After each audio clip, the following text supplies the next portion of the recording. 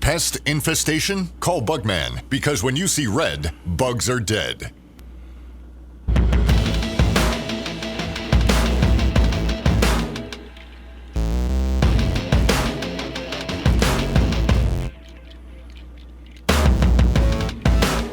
All right, it is September the 29th. We did not do a follow-up recap yesterday on Sunday. We're going to do that today. I had some things going on Sunday, so I apologize. We did not do that on Sunday. So we'll reflect on last week. We'll look at what we did right, what we did wrong, and we'll get you kind of looking ahead to next week. It's Monday the 29th, like I said. There was a lot of big games this week, a lot of good games on TV. Let's first start local. Roanoke College, they won again. They're 3-0. Good for them. Good job, Stein Spring. Good job, coaches. Good job, kids. 3-0. I don't know that anybody thought 3-0 was possible coming out, but that's incredible.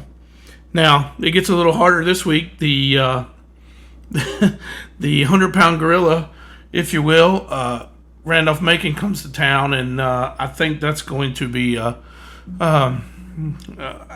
don't want to say a rude awakening, but we're going to find out how good Roanoke College is, because that's the team that's been in the quarterfinals the last 4 years. They were in the semifinals, for the Stag Bowl 2 years ago. And they're perennial winning the ODAC. In fact, the middle of the ODAC looks pretty good right now. Hampton-Sydney looks good. Bridgewater looks good. So we'll see. We'll see what Roanoke College really is after this week. I mean, if they pull that upset and the next thing you know they're 4-0, then watch out, ODAC. Roanoke College is on the move if that's the case. So let's reflect back on this weekend. Big games. They had some really big games. Obviously, the one of the bigger on the schedule this past week was Penn State, Oregon at Penn State, and James Franklin is at it again. He could not win against a top 10 team. I don't know if there's any Penn State fans out there, but I mean it's like Groundhog Day. They play nobody. They get to these big games. They can't beat them, and they end up with 8 or 9 wins on the year. And, they go to the playoffs or go to the bowl games and do what they got to do. That was a big game.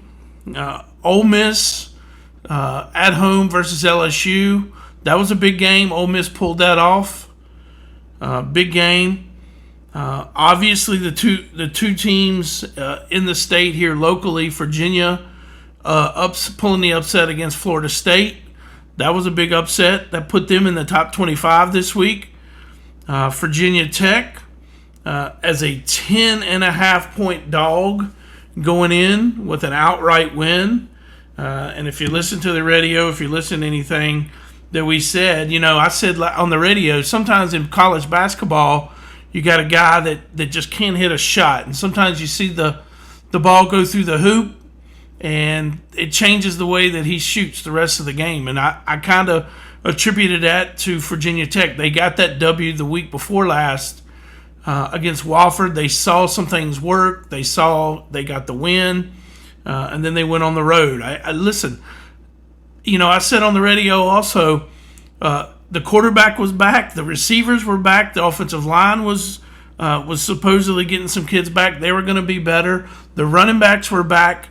So, I mean, where some of those kids are leaving seem to be on the defensive side of the ball. And, hey, I mean, you can't knock the kids because they don't know what's going to happen with the new coach. And, they're talking about hiring a GM first. And, that's going to get squirrely. And so, I mean, you can't blame the kids for wanting to leave.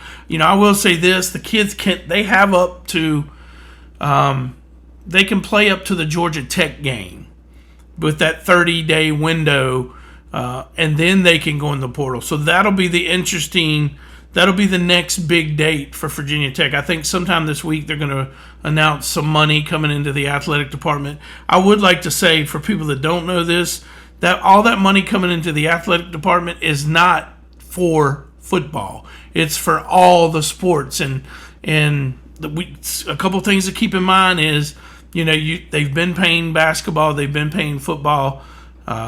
Baseball gets paid, so they're going to have to get a little bit of an increase if you want to continue being good in baseball. And then also this year softball is able to be paid, so that's that's going to take a little bit of the funds too. So just keep that in mind going forward. All that money does not go. And another thing is in order for that money, 60% of that money to continue in 27, 28, 29, that's coming from fees, and that's coming from donors. So donors, you better step up, or you're not going to have that amount in a couple of years.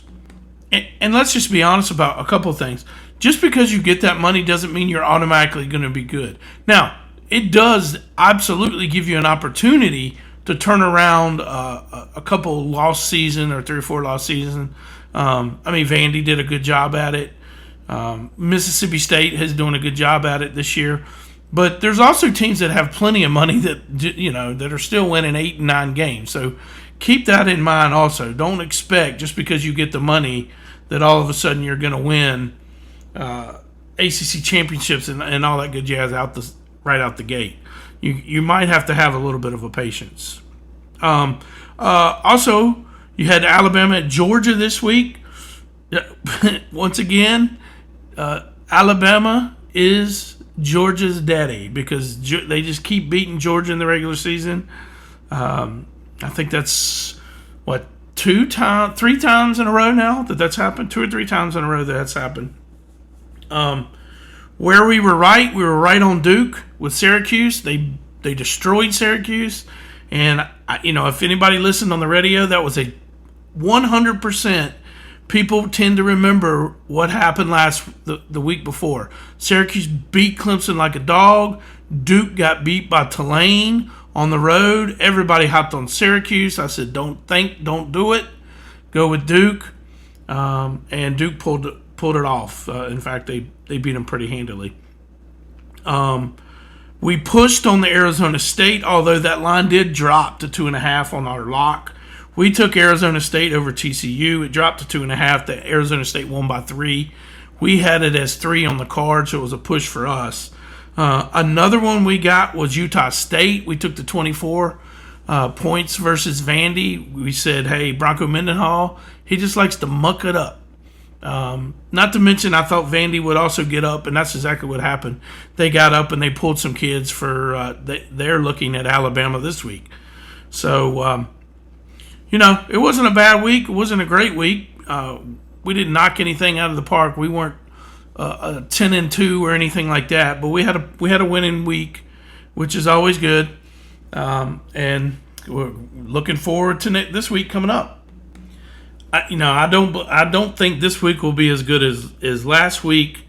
But there's some interesting games, and what I would deem some of them trap games because they're coming off of a big game last week. They have maybe a lower tier team this week, and then they have a big team scheduled the following week.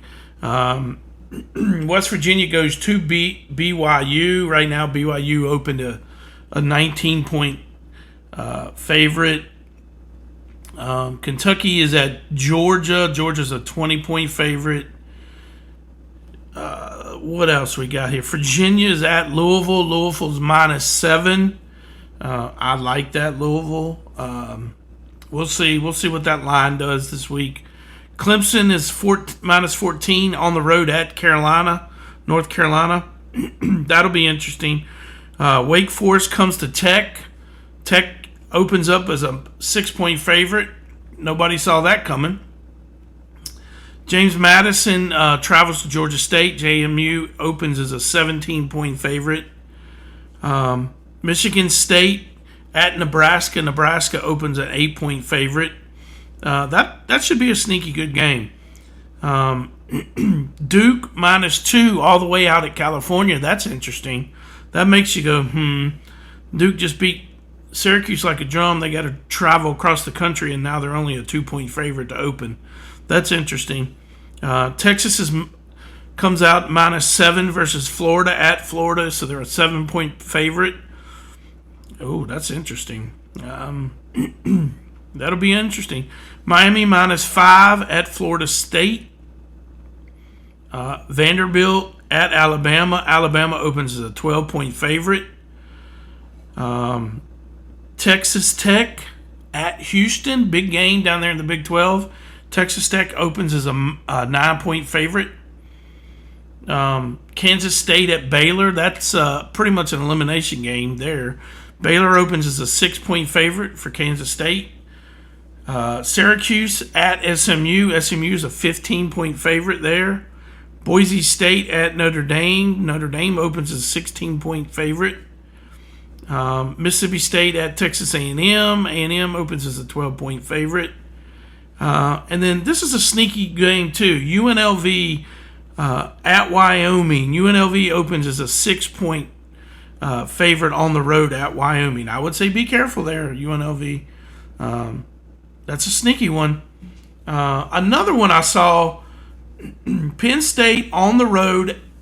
They have to go cross country after that loss, and they're a 24-point favorite. Now, do they get it right because UCLA is not very good, or do they come out there and we'll have to check the game times on that, but do they have one of those late games, 11 o'clock games or anything like that? Those will play into it. But those are some of the games we'll be looking at this week. Again, it's nowhere near. Again, I would probably say this week would be Trap Saturday because you got a lot of lower tier teams. They played some pretty highly caliber teams last week, lower teams this week, come back into the higher caliber next week. So all in all, it was a good week this week. Next week will be a little bit quieter. NFL-wise, there's been tons of injuries. So if you're betting on anything out there, keep in mind all the injuries you got. Another thing on the college, to jump back on the college real quick, I want to say it was 5 or 6 of the most bet games or the most bet teams in college this week lost, and the same thing for the NFL. So there's a couple places on Twitter you can find. There's a couple people, they'll tell you what the most bet games are for the week. A lot of the times, and if you stay off the parlays, people. The parlays kill you. I know everybody wants to win $180 for $20 bet, but wouldn't you rather win, if you bet $100, wouldn't you rather win $95? Don't be greedy with the parlays because those are hard to win. Parlay cards, all that are hard to win. So anyway, it's kind of a quiet week ahead. Nothing stands out to what's coming. No super big games. But it'll be interesting for the Virginia teams. We'll see if Virginia Tech can bounce back and if UVA can go on the road. So we'll get with you later in the week, and we'll talk about what's coming up, and we'll give our picks and stuff as usual. Talk to you. Heathens, Kettle Corn, and Mobile Grill. You can find them at Dr. Pepper Park, local Roanoke events, and also now doing fundraising with teams, organizations, churches, etc. Find them on Facebook, Heathens, Kettle Corn, and Mobile Grill.